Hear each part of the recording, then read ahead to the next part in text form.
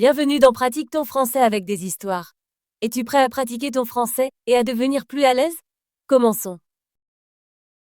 Il était une fois un homme et une femme qui désiraient ardemment un enfant depuis longtemps. Finalement, la femme pensa que Dieu pourrait lui accorder ce qu'elle souhaitait. Ils avaient une petite fenêtre à l'arrière de leur maison qui donnait sur un magnifique jardin rempli de fleurs et d'herbes délicates. Cependant, ce jardin était entouré d'un mur et personne n'était assez courageux pour y entrer, car il appartenait à une puissante enchanteresse qui effrayait tout le monde. Un jour, la femme se tenait près de la fenêtre, regardant dans le jardin. Elle aperçut une touffe de la plus belle rampion aussi connue sous le nom de Réponse, et elle avait l'air si fraîche et verte qu'elle en avait très envie. Elle en avait tant envie qu'elle devint faible et commença à paraître pâle et triste. Son mari le remarqua et lui demanda : « Qu'est-ce qui ne va pas, chère épouse ?» Elle répondit : « Si je ne peux pas manger un peu de rampion du jardin derrière notre maison, j'ai l'impression que je vais mourir. » L'homme qu'il aimait pensa : « Je ne peux pas laisser ma femme mourir. Je vais lui chercher un peu de rampion, peu importe le prix à payer. » Au crépuscule, il grimpa par-dessus le mur dans le jardin de l'enchanteresse, cueillit rapidement un peu de rampion et le rapporta à sa femme. Elle en fit une salade et la mangea avec avidité. C'était si bon pour elle qu'elle en voulut encore plus le lendemain. Si son mari voulait un peu de tranquillité, il devait retourner dans le jardin. Donc, ce soir-là, il escalada à nouveau le mur. Mais en arrivant de l'autre côté, il eut très peur en voyant l'enchanteresse debout là. « Comment oses-tu entrer dans mon jardin et voler mon rampion comme un voleur ?» dit-elle avec colère. « Tu vas payer pour cela. » Il répondit : « Oh, je te prie, fais preuve de clémence. Je l'ai fait par nécessité. Ma femme a vu ton rampion depuis notre fenêtre et en a tellement voulu qu'elle serait morte sans. » La colère de l'enchanteresse s'apaisa, et elle dit : « Si c'est vrai, tu peux prendre autant de rampions que tu veux, mais j'ai une condition. Tu dois me donner l'enfant que ta femme aura. Je m'en occuperai bien, comme une mère. » Dans sa peur, l'homme accepta tout. Lorsque sa femme donna naissance, l'enchanteresse apparut, nomma l'enfant Réponse et l'emporta. Réponse grandit et devint la plus belle fille du monde. À l'âge de 12 ans, l'enchanteresse l'enferma dans une tour au cœur de la forêt. La tour n'avait ni escalier ni porte, juste une petite fenêtre en haut.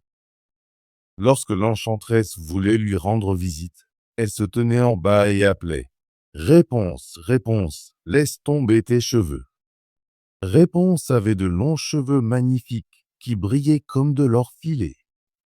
Quand elle entendait la voix de l'enchanteresse, elle laissait tomber ses cheveux, les enroulant autour d'un crochet à la fenêtre, et l'enchanteresse grimpait.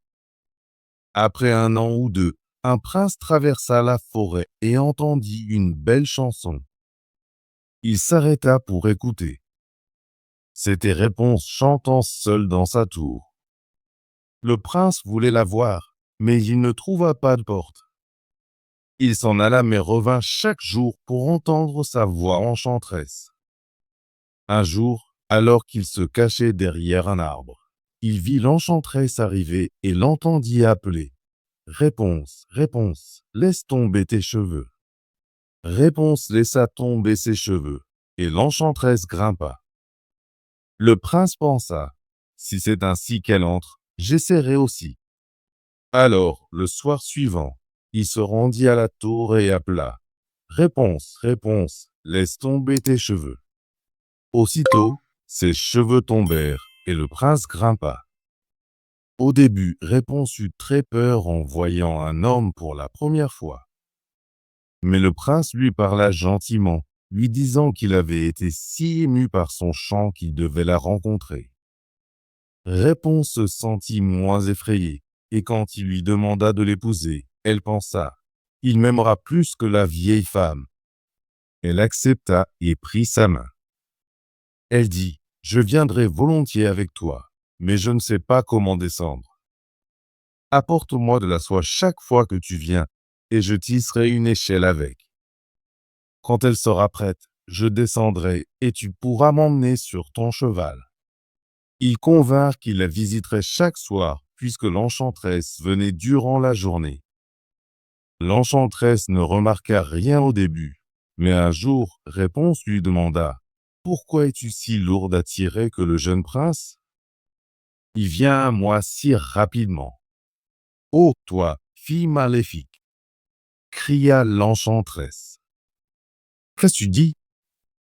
Je croyais t'avoir éloigné de tout le monde, mais tu m'as trompé. » Dans sa colère, elle attrapa les beaux cheveux de Réponse, les enroula autour de sa main et les coupa avec des ciseaux. Les magnifiques tresses tombèrent au sol.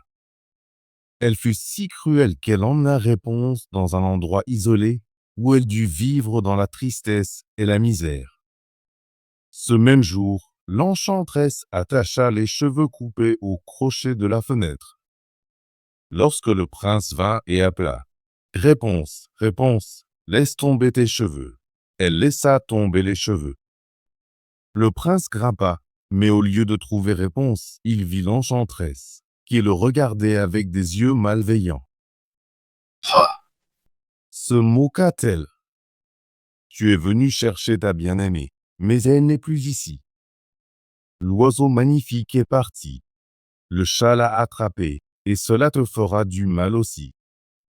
Tu ne reverras jamais Réponse. » Le prince fut envahi par la douleur et le désespoir, et il sauta de la tour. Il survécut à la chute, mais des épines lui percent les yeux.